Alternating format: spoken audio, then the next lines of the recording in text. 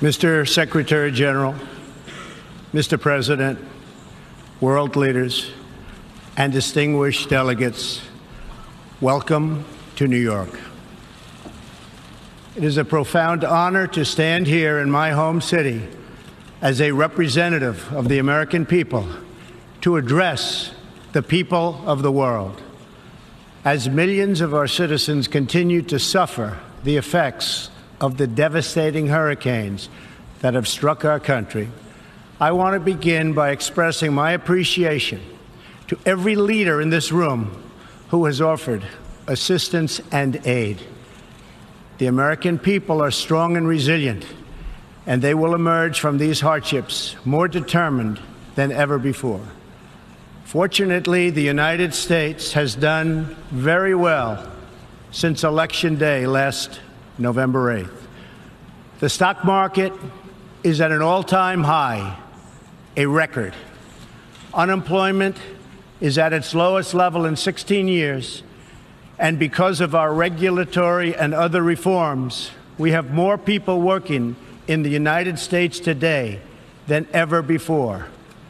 Companies are moving back, creating job growth the likes of which our country has not seen in a very long time.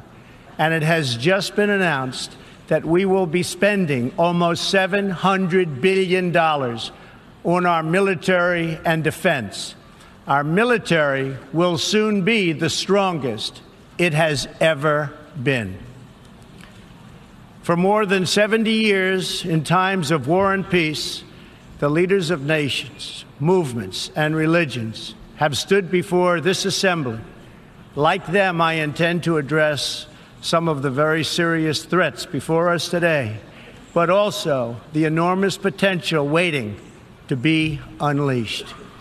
We live in a time of extraordinary opportunity. Breakthroughs in science, technology, and medicine are curing illnesses and solving problems that prior generations thought impossible to solve. But each day also brings news of growing dangers that threaten everything we cherish and value. Terrorists and extremists have gathered strength and spread to every region of the planet.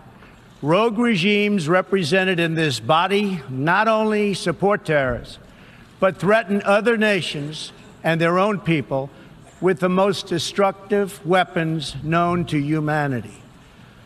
Authority and authoritarian powers seek to collapse the values, the systems, and alliances that prevented conflict and tilted the world toward freedom since World War II. International criminal networks traffic drugs, weapons, people, force dislocation and mass migration, threaten our borders, and new forms of aggression exploit technology to menace our citizens. To put it simply, we meet at a time of both immense promise and great peril.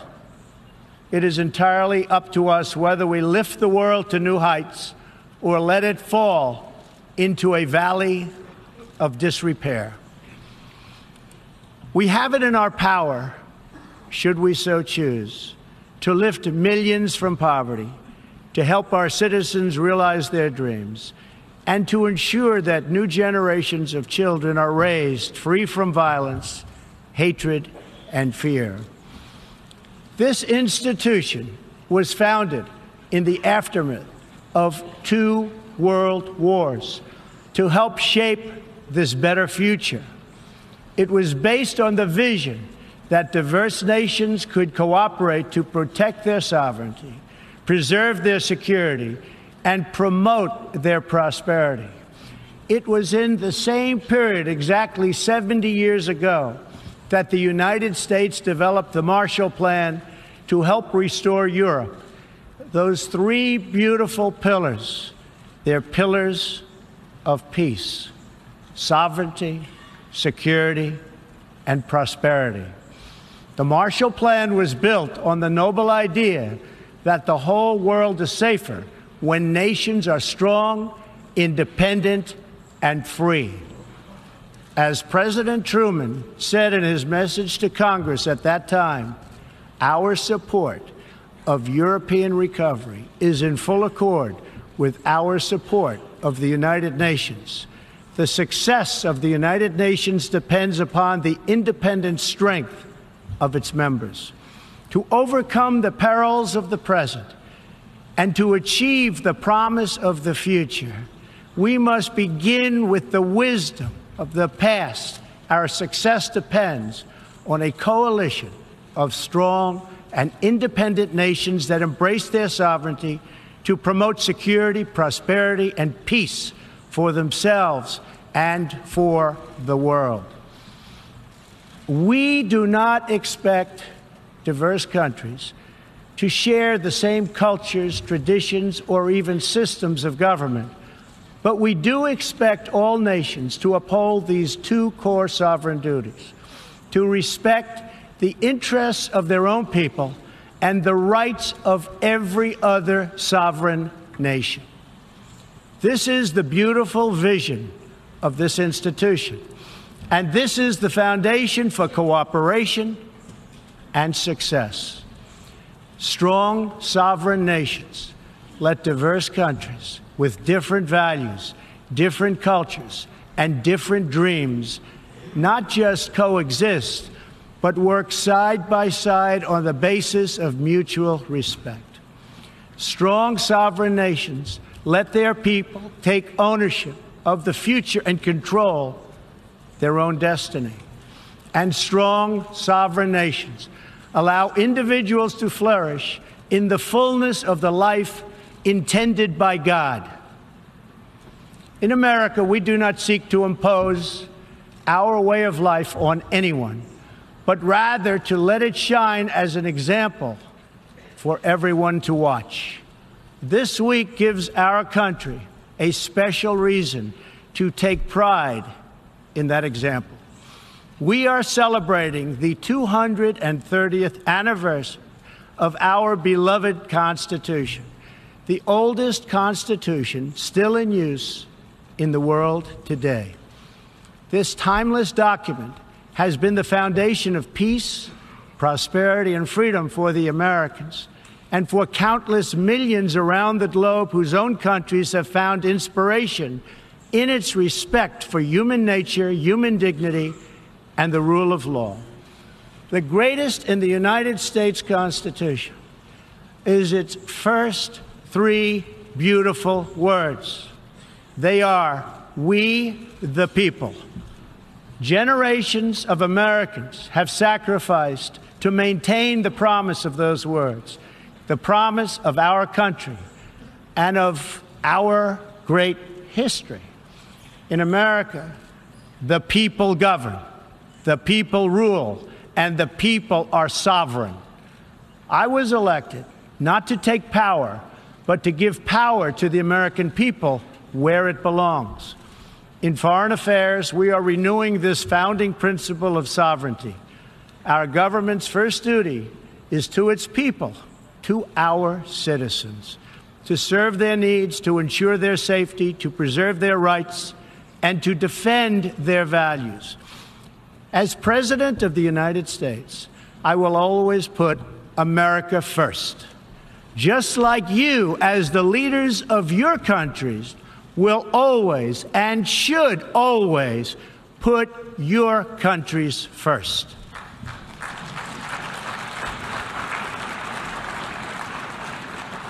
All responsible leaders have an obligation to serve their own citizens, and the nation-state remains the best vehicle for elevating the human condition. But making a better life for our people also requires us to work together in close harmony and unity to create a more safe and peaceful future for all people. The United States will forever be a great friend to the world, and especially to its allies. But we can no longer be taken advantage of or enter into a one-sided deal where the United States gets nothing in return.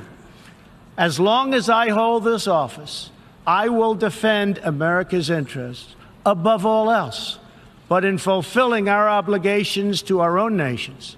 We also realize that it's in everyone's interest to seek a future where all nations can be sovereign, prosperous, and secure. America does more than speak for the values expressed in the United Nations Charter. Our citizens have paid the ultimate price to defend our freedom and the freedom of many nations represented in this great hall.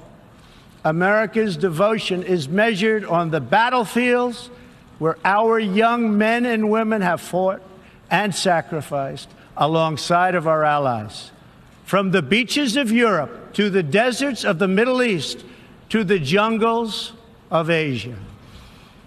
It is an eternal credit to the American character that even after we and our allies emerged victorious from the bloodiest war in history, we did not seek territorial expansion or attempt to oppose and impose our way of life on others. Instead, we helped build institutions such as this one to defend the sovereignty, security, and prosperity for all. For the diverse nations of the world, this is our hope. We want harmony and friendship, not conflict and strife. We are guided by outcomes, not ideology. We have a policy of principled realism rooted in shared goals, interests, and values. That realism forces us to confront a question facing every leader and nation in this room. It is a question we cannot escape or avoid. We will slide down the path of complacency, numb to the challenges, threats, and even wars that we face. Or do we have enough strength and pride to confront those dangers today so that our citizens can enjoy peace and prosperity tomorrow? If we desire to lift up our citizens, if we aspire to the approval of history, then we must fulfill our sovereign duties to the people we faithfully represent. We must protect our nations, their interests, and their futures. We must reject threats to sovereignty from the Ukraine to the South China Sea. We must uphold respect for law, respect for borders, and respect for culture, and the peaceful engagement these allow. And just as the founders of this body intended, we must work together and confront together those who threaten us with chaos, turmoil, and terror.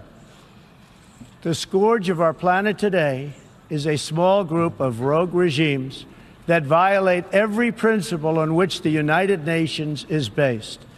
They respect neither their own citizens nor the sovereign rights of their countries.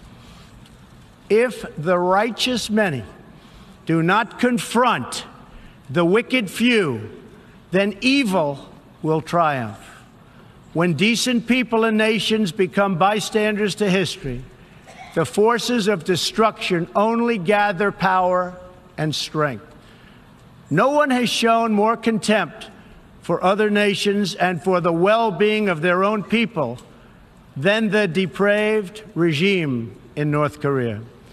It is responsible for the starvation deaths of millions of North Koreans and for the imprisonment, torture, killing, and oppression of countless more.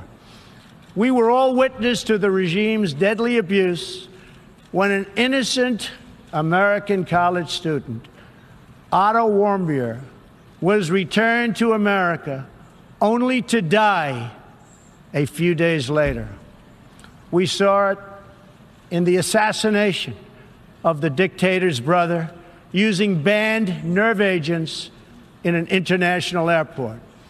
We know it kidnapped a sweet 13-year-old Japanese girl from a beach in her own country to enslave her as a language tutor for North Korea's spies.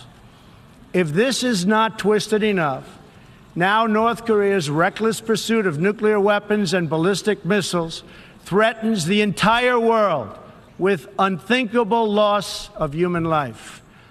It is an outrage that some nations would not only trade with such a regime, but would arm, supply, and financially support a country that imperils the world with nuclear conflict. No nation on earth has an interest in seeing this band of criminals arm itself with nuclear weapons and missiles. The United States has great strength and patience, but if it is forced to defend itself or its allies, we will have no choice but to totally destroy North Korea. Rocket Man is on a suicide mission for himself and for his regime. The United States is ready, willing, and able, but hopefully this will not be necessary. That's what the United Nations is all about. That's what the United Nations is for. Let's see how they do. It is time for North Korea to realize that the denuclearization is its only acceptable future. The United Nations Security Council recently held 2 unanimous 15-0 votes adopting hard-hitting resolutions against North Korea, and I want to thank China and Russia for joining the vote to impose sanctions, along with all of the other members of the Security Council. Thank you to all involved. But we must do much more. It is time for all nations to work together to isolate the Kim regime until it ceases its hostile behavior. We face this decision not only in North Korea.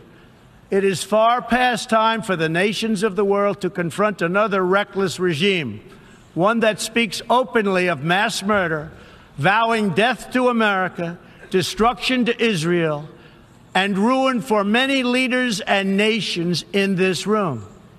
The Iranian government masks a corrupt dictatorship behind the false guise of a democracy. It has turned a wealthy country with a rich history and culture into an economically depleted rogue state whose chief exports are violence, bloodshed, and chaos. The longest suffering victims of Iran's leaders are, in fact, its own people. Rather than use its resources to improve Iranian lives, its oil profits go to fund Hezbollah and other terrorists that kill innocent Muslims and attack their peaceful Arab and Israeli neighbors. This wealth, which rightly belongs to Iran's people, also goes to shore up Bashar al-Assad's dictatorship, fuel Yemen's civil war, and undermine peace throughout the entire Middle East. We cannot let a murderous regime continue these destabilizing activities while building dangerous missiles, and we cannot abide by an agreement if it provides cover for the eventual construction of a nuclear program.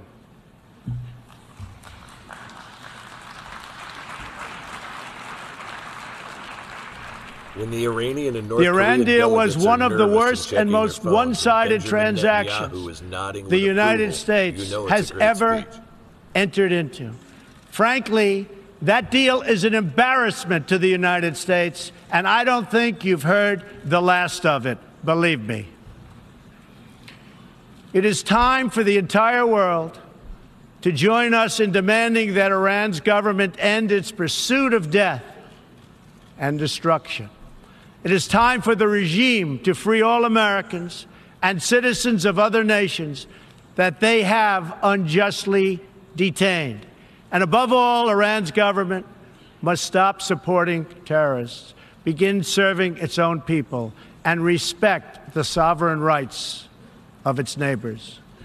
The entire world understands that the good people of Iran want change. And other than the vast military power of the United States, that Iran's people are what their leaders fear the most. This is what causes the regime to restrict internet access, tear down satellite dishes, shoot unarmed student protesters, and imprison political reformers. Oppressive regimes cannot endure forever, and the day will come when the people will face a choice. Will they continue down the path of poverty, bloodshed, and terror, or will the Iranian people return to the nation's proud roots as a center of civilization, culture, and wealth, where their people can be happy and prosperous once again? The Iranian regime's support for terror is in stark contrast to the recent commitments of many of its neighbors to fight terrorism and halt its financing. In Saudi Arabia early last year, I was greatly honored to address the leaders of more than 50 Arab and Muslim nations. We agreed that all responsible nations must work together to confront terrorists and the Islamic extremism that inspires them. We will stop radical Islamic terrorism because we cannot allow it to tear up our nation and indeed to tear up the entire world. We must deny safe haven, transit, funding, and any form of support for their vile and sinister ideology. We must drive them out of our nations. It is time to expose and hold responsible those countries who support and finance terror groups like Al-Qaeda, Hezbollah, the Taliban, and others that slaughter innocent people. The United States and our allies are working together throughout the Middle East to crush the loser terrorists and stop the reemergence of safe havens they use to launch attacks on all of our people. Last month, I announced a new strategy for victory in the fight against this evil in Afghanistan.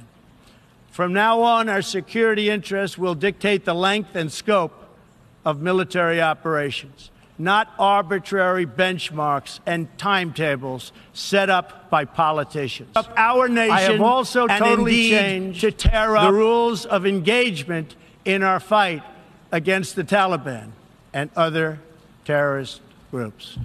In Syria and Iraq, we have made big gains toward lasting defeat of ISIS. In fact, our country has achieved more against ISIS in the last 8 months than it has in many, many years combined. We seek the de-escalation of the Syrian conflict and a political solution that honors the will of the Syrian people. The actions of the criminal regime of Bashar al-Assad, including the use of chemical weapons against his own citizens, even innocent children, shock the conscience of every decent person. No society can be safe if banned chemical weapons are allowed to spread. That is why the United States carried out a missile strike on the airbase that launched the attack. We appreciate the efforts of the United Nations agencies that are providing vital humanitarian assistance in areas liberated from ISIS, and we especially thank Jordan, Turkey, and Lebanon for their role in hosting refugees from the Syrian conflict. The United States is a compassionate nation and has spent billions and billions of dollars in helping to support this effort. We seek an approach to refugee resettlement that is designed to help these horribly treated people and which enables their eventual return to their home countries to be part of the rebuilding process. For the cost of resettling one refugee in the United States, we can assist more than 10 in their home region. Out of the goodness of our hearts, we offer financial assistance to hosting countries in the region, and we support recent agreements of the G20 nations that will seek to host refugees as close to their home countries as possible. This is the safe, responsible, and humanitarian approach. For decades, the United States has dealt with migration challenges here in the Western Hemisphere.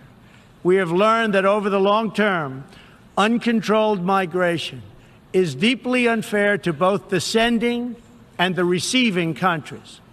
For the sending countries, it reduces domestic pressure to pursue needed political and economic reform and drains them of the human capital necessary to motivate and implement those reforms. For the receiving countries, the substantial costs of uncontrolled migration are borne overwhelmingly by low-income citizens whose concerns are often ignored by both media and government. I want to salute the work of the United Nations in seeking to address the problems that cause people to flee from their homes. The United Nations and African Union led peacekeeping missions to have invaluable contributions in stabilizing conflicts in Africa. The United States continues to lead the world in humanitarian assistance, including famine prevention and relief in South Sudan, Somalia, and northern Nigeria and Yemen. We have invested in better health and opportunity all over the world through programs like PEPFAR, which funds AIDS relief, the President's Malaria Initiative, the Global Health Security Agenda, the Global Fund to End Modern Slavery, and the Woman Entrepreneurs Finance Initiative, part of our commitment to empowering women all across the globe. We also thank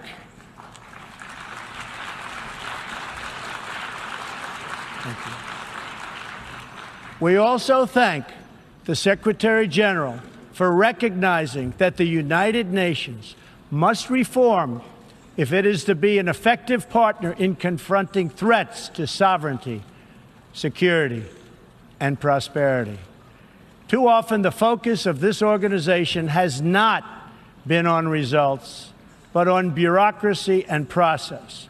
In some cases, states that seek to subvert this institution's noble aims have hijacked the very systems that are supposed to advance them. For example, it is a massive source of embarrassment to the United Nations that some governments with egregious human rights records sit on the UN Human Rights Council. The United States is one out of 193 countries in the United Nations, and yet we pay 22% of the entire budget and more. In fact, we pay far more than anybody realizes. The United States bears an unfair cost burden, but to be fair, if it could actually accomplish all of its stated goals, especially the goal of peace, this investment would easily be well worth it. Major portions of the world are in conflict, and some, in fact, are going to hell. But the powerful people in this room, under the guidance and auspices of the United Nations, can solve many of these vicious and complex problems. The American people hope that one day soon the United Nations can be a much more accountable and effective advocate for human dignity and freedom around the world. In the meantime, we believe that no nation should have to bear a disproportionate share of the burden, militarily or financially. Nations of the world must take a greater role in promoting secure and prosperous societies in their own regions. That is why in the Western Hemisphere, the United States has stood against the corrupt, destabilizing regime in Cuba and embraced the enduring dream of the Cuban people to live in freedom. My administration recently announced that we will not lift sanctions on the Cuban government until it makes fundamental reforms. We have also imposed tough, calibrated sanctions on the socialist Maduro regime in Venezuela, which has brought a once thriving nation to the brink of total collapse. The socialist dictatorship of Nicolas Maduro has inflicted terrible pain and suffering on the good people of that country. This corrupt regime destroyed a prosperous nation by imposing a failed ideology that has produced poverty and misery everywhere it has been tried. To make matters worse, Maduro has defied his own people, stealing power from their elected representatives to preserve his disastrous rule. The Venezuelan people are starving, and their country is collapsing. Their democratic institutions are being destroyed. This situation is completely unacceptable, and we cannot stand by and watch. As a responsible neighbor and friend, we and all others have a goal. That goal is to help them regain their freedom, recover their country, and restore their democracy. I would like to thank leaders in this room for condemning the regime and providing vital support to the Venezuelan people. The United States has taken important steps to hold the regime accountable.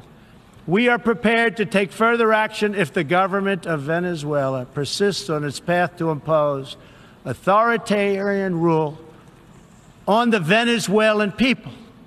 We are fortunate to have incredibly strong and healthy trade relationships with many of the Latin American countries gathered here today. Our economic bond forms a critical foundation for advancing peace and prosperity for all of our people and all of our neighbors. I ask every country represented here today to be prepared to do more to address this very real crisis. We call for the full restoration of democracy and political freedoms in Venezuela.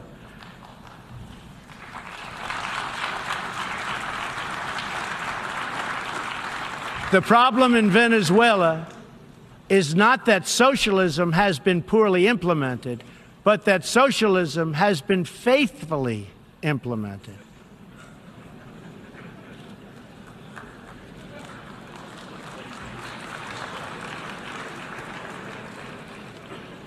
From the Soviet Union to Cuba to Venezuela, wherever true socialism or communism has been adopted, it has delivered anguish and devastation and failure. Those who preach the tenets of these discredited ideologies only contribute to the continued suffering of the people who live under these cruel systems. America stands with every person living under a brutal regime. Our respect for sovereignty is also a call for action. All people deserve a government that cares for their safety, their interests, and their well-being, including their prosperity. In America, we seek stronger ties of business and trade with all nations of goodwill. But this trade must be fair, and it must be reciprocal. For too long, the American people were told that mammoth multinational trade deals, unaccountable international tribunals, and powerful global bureaucracies were the best way to promote their success. But as those promises flowed, millions of jobs vanished and thousands of factories disappeared. Others gamed the system and broke the rules. And our great middle class, once the bedrock of American prosperity, was forgotten and left behind. But they are forgotten no more, and they will never be forgotten again. While America will pursue cooperation and commerce with other nations, we are renewing our commitment to the first duty of every government, the duty of our citizens. This bond is the source of America's strength and that of every responsible nation represented here today. If this organization is to have any hope of successfully confronting the challenges before us, it will depend, as President Truman said some 70 years ago, on the independent strength of its members. If we are to embrace the opportunities of the future and overcome the present dangers together, there can be no substitute for strong, sovereign, and independent nations. Nations that are rooted in their histories and invested in their destinies. Nations that seek allies to befriend, not enemies to conquer. And most important of all, nations that are home to patriots, to men and women who are willing to sacrifice for their countries, their fellow citizens, and for all that is best in the human spirit. In remembering the great victory that led to this body's founding, we must never forget that those heroes who fought against evil also fought for the nations that they loved. Patriotism led the Poles to die to save Poland, the French to fight for a free France, and the Brits to stand strong for Britain. Today, if we do not invest ourselves, our hearts, and our minds in our nations, if we will not build strong families, safe communities, and healthy societies for ourselves, no one can do it for us. We cannot wait for someone else, for faraway countries or far-off bureaucracies. We can't do it.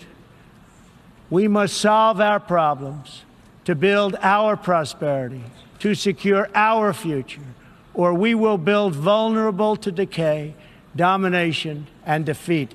The true question for the United Nations today, for people all over the world who hope for better lives for themselves and their children, is a basic one. Are we still patriots? Do we love our nations enough to protect their sovereignty and to take ownership of their futures? Do we revere them enough to defend their interests, preserve their cultures, and ensure a peaceful world for their citizens? One of the greatest American patriots, John Adams, wrote that the American Revolution was effected before the war commenced. The revolution was in the minds and hearts of the people. That was the moment when America awoke, when we looked around and understood that we were a nation. We realized who we were, what we valued, and what we would give our lives to defend. From its very first moments, the American story is the story of what is possible when people take ownership of their future. The United States of America has been among the greatest forces for good in the history of the world, and the greatest defenders of sovereignty, security, and prosperity for all. Now we are calling for a great reawakening of nations, for the revival of their spirits, their pride, their people, and their patriotism. History is asking us whether we are up to the task. Our answer will be a renewal of will, a rediscovery of resolve, and a rebirth of devotion we need to defeat the enemies of humanity and unlock the potential of life itself. Our hope is a word and world of proud, independent nations that embrace their duties, seek friendship, respect others, and make common cause in the greatest shared interest of all, a future of dignity and peace for the people of this wonderful earth. This is the true vision of the United Nations, the ancient wish of every people, and the deepest yearning that lives inside every sacred soul. So let this be our mission, and let this be our message to the world. We will fight together, sacrifice together, and stand together for peace, for freedom, for justice, for family, for humanity, and for the Almighty God who made us all. Thank you. God bless you. God bless the nations of the world, and God bless the United States of America. Thank you very much. Forceful rhetoric there from President Donald Trump in his first address to the UN General Assembly. Just over 40 minutes there where the president meditated on the theme of strong sovereign nations, saying at a time of immense promise and great peril,